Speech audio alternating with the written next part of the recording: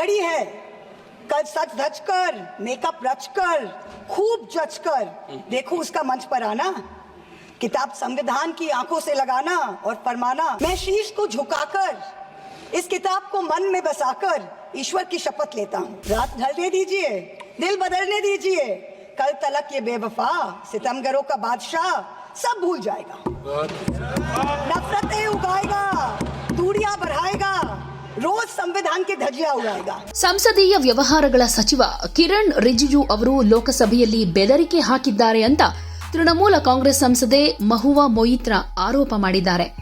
ಹಾಗೆ ಇದರ ಬಗ್ಗೆ ಆಂತರಿಕ ಸಂಸದೀಯ ಒಕ್ಕೂಟಕ್ಕೆ ಪತ್ರ ಬರೆದಿದ್ದಾಗಿ ಕೂಡ ಹೇಳಿದ್ದಾರೆ. ಕಿರಣ್ ರಿಜಿಜು ಲೋಕಸಭೆಯಲ್ಲಿ ನನಗೆ ಬಹಿರಂಗವಾಗಿ ಬೆದರಿಕೆ ಹಾಕಿದ್ದಾರೆ, ಇದು ಸಂಸದೀಯ ನಿಯಮ ಹಾಗೂ ನಡವಳಿಕೆಯ ಸಂಪೂರ್ಣ ಉಲ್ಲಂಘನೆ ಅಂತ ಎಕ್ಸ್ನಲ್ಲೂ ಬರೆದುಕೊಂಡಿದ್ದಾರೆ. ರಿಜಿಜು ಅವರ ಮಾತನ್ನ ಕಡತದಿಂದ ತೆಗೆದುಹಾಕುವುದಾಗಿ ಹೇಳಿದ್ದಾರೆ, ಆದರೆ ಇಲ್ಲಿ ತನಕ ಯಾವುದೇ ಕ್ರಮ ತೆಗೆದುಕೊಂಡಿಲ್ಲ. ಈ ಲಿಂಗ ತಾರತಮ್ಯ ಹಾಗೂ ಬೆದರಿಕೆಯ ವಿರುದ್ಧ ಆಂತರಿಕ ಸಂಸದೀಯ ಒಕ್ಕೂಟಕ್ಕೆ ಪತ್ರ ಬರೆದಿದ್ದೀನಿ ಅಂತಾನೂ ಹೇಳಿದ್ರು. ಇನ್ನು ಸಂವಿಧಾನದ ಬಗ್ಗೆ ಚರ್ಚೆಯ ವೇಳೆ ನ್ಯಾಯಮೂರ್ತಿ ಲೋಯಾ ಪ್ರಕರಣವನ್ನ ಉಲ್ಲೇಖ ಮಾಡಿದ್ರು. ಇದು ಲೋಕಸಭೆಯಲ್ಲಿ ಗದ್ದಲಕ್ಕೆ ಕಾರಣವಾಯಿತು.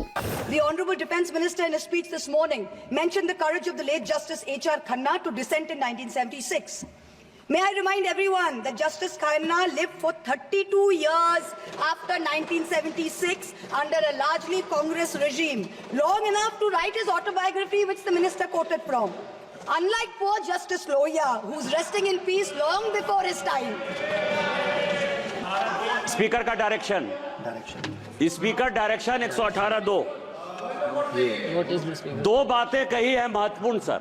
एक तो FCRA का अमेंडमेंट हुआ है और इसका मतलब यह है कि ये कहना चाहती हैं कि बीजेपी को ब्लैक मनी मिला है, ये अपने डॉक्यूमेंट को ऑथेंटिकेट करके दे दें। नहीं दूसरा justice not going on record sorry not going on record Jagdambika Pal ji no अब जगदम्बिका पाल जी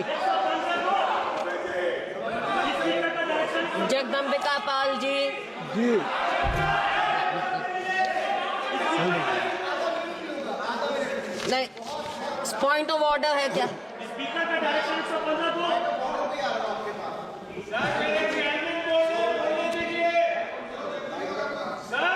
सभापति जी, बोलिए। सदन के एक सदस्य ने अभी जो टिप्पणी की है आप स्पीकर साहब को लिखिए और ये कहा गया कि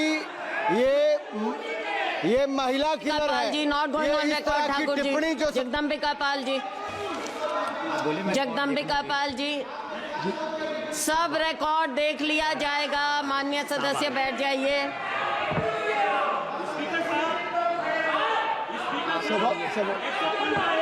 जगदम्बिका पाल जी, हाँ बोलिए। स्पीकर साहब, दो बातें कही गई। एक तो FCRA का रेट्रोस्पेक्टिव अमेंडमेंट हुआ, वो कागज दे दे जिससे ये पता चले कि ब्लैक मनी किसको गया। दूसरा सवाल है, जस्टिस लोया के हत्या की बात कही गई।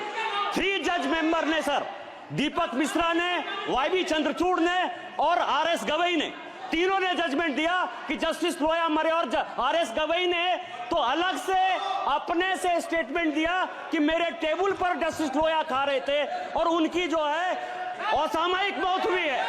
इसके बाद जो है इस तरह की बातें जो करते हैं इनको ऑथेंटिकेट करने चाहिए सर, कि कोई भी आरोप लगा देना, किसी के जज के ऊपर आरोप लगा देना और सारे चीफ जस्टिस को कोट किया है।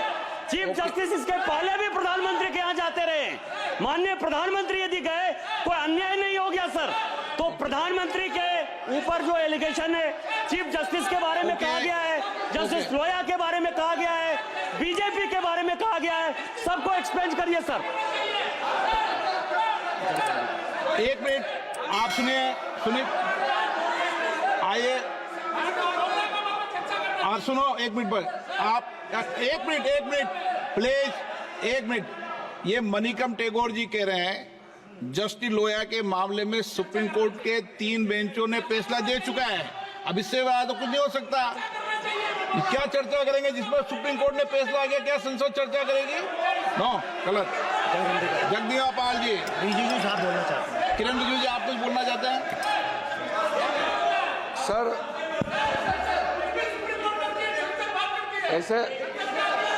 ऐसे मामलों को सर तू मैं करके ख़त्म नहीं करना चाहिए। जो विषय बहुत गंभीर है, मैंने बहुत ध्यान से सुना उनका। वो हमारा ऑनरेबल लेडी एमपी ने जो टिप्पणी की, हम लोग ने शांति से सुना।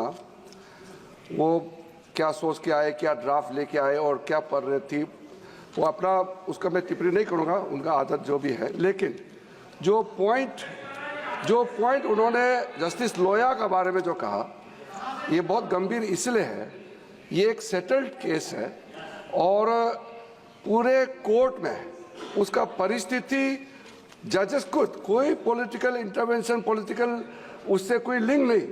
जजेस लोगों का समूह बैठ करके जो घटना हुई, जजेस का बीच में उसका जो भी वहाँ अनफॉर्चुनेट घटना हुई, फिर बाद में जजेस का ओर से क्लैरिफिकेशन करके जुडिशरी में सारा मामला खत्म हो गया।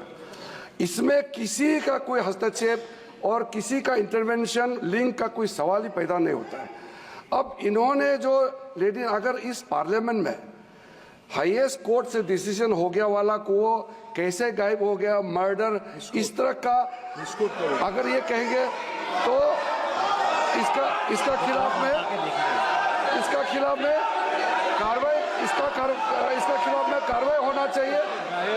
और नहीं तो इस तरह का महिला कोई भी मेंबर उठ करके ऐसा ही बात करेंगे, ये नहीं होगा सर। इसको मैं गंभीरता रिपोर्ट मंगाकर देख लूंगा। नहीं, इसका ಪ್ರಕರಣ ಸುಪ್ರೀಂ ಕೋರ್ಟ್ನಲ್ಲಿ ತೀರ್ಮಾನ ಆಗಿದ್ದು, ನಿಮ್ಮ ವಿರುದ್ಧ ಸಂಸದೀಯ ಕ್ರಮಗಳನ್ನ ತೆಗೆದುಕೊಳ್ಬೇಕಾಯಿತು ಅಂತ ರಿಜಿಜು ಎಚ್ಚರಿಕೆಯನ್ನ ಕೊಟ್ಟರು. ಇನ್ನು ಮಹುವಾ ಮೊಯಿತ್ರಾ ತಮ್ಮ ಭಾಷಣದುದ್ದಕ್ಕೂ ಕೇಂದ್ರ ಸರ್ಕಾರದ ವಿರುದ್ಧ ವಾಗ್ದಾಳಿಯನ್ನ ನಡೆಸಿದ್ರು. ಸಾಂವಿಧಾನಿಕ ಸಂಸ್ಥೆಗಳ ದುರ್ಬಳಕೆ ವಿರುದ್ಧ ಧ್ವನಿ ಎತ್ತಿದ್ರು. ಅವುಗಳನ್ನ ದುರುಪಯೋಗ ಪಡಿಸಿಕೊಂಡು ವಿರೋಧ ಪಕ್ಷಗಳ ನಾಯಕರನ್ನ ಹಣಿಯಲಾಗ್ತಿದೆ ಅಂತಾನೂ ಆಕ್ರೋಶವನ್ನ ಹೊರಹಾಕಿದ್ರು. By the poet Dr. Hilal Farid, I trust the truth and the irony in his words will not be lost on anyone. मुबारक घड़ी है, कल सच धज कर, मेकअप रच कर, खूब जच कर देखो उसका मंच पर आना, किताब संविधान की आंखों से लगाना और फरमाना, मैं शीश को झुकाकर इस किताब को मन में बसाकर ईश्वर की शपथ लेता हूँ। रात ढलने दीजिए, दिल बदलने दीजिए, कल तलक ये बेवफा सितमगरों का बादशाह सब भूल जाएगा, नफरतें उगाएगा, दूरियां बढ़ाएगा, रोज संविधान की धज्जियां उड़ाएगा। मगर जो आज महफिल सजी है, यही मानती है कि हीरो वही है, मुबारक घड़ी है। For the past 10 years, a very large number of people in this country have felt that संविधान खतरे में है. Our constitution is in danger. As responsible public representatives, it is imperative that we actually put this to the test and check if this is just fear-mongering by us, as the ruling party would have us believe, or indeed is the constitution framework imperiled. As Professor Tarun Khaitan explains, there are 3 broad tests to check if the political executive is constitutionally accountable. 3 checks for the country to remain democratic over time. So let's see how our country is faring on these 3 checks.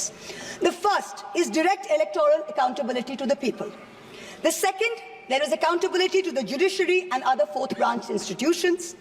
And third, there is accountability rendered by the media and civil society as watchdogs of the citizenry at large. The ruling party has the right to influence policies over a large range of matters. You cannot take away that prerogative, but it cannot usurp power in a way that kills constitutional rights for the rest of us. This government, this ruling party, when confronted with this charge, uses only one defense. What about Mrs. Gandhi's emergency?